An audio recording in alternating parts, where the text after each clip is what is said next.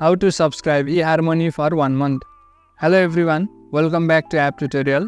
In this video we will discuss if you can subscribe eHarmony for 1 month. So let's start. First of all, go to eHarmony and then log into your account. You can use either the app or the website version of it. I'll be using the website version.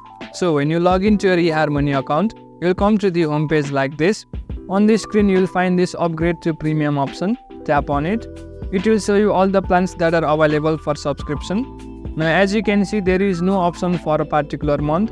There are basically 3 options, which are Premium Lite, Premium Plus and Premium Extra. And the time period related to these are 6 months, 12 months and 24 months. So basically there is no such option where you can subscribe to eHarmony for a single month.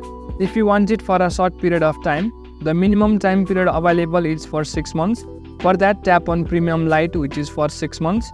Then after, select it and make the payment. So in this way you can subscribe to eHarmony, but it is not available for a single month. That's it for the video.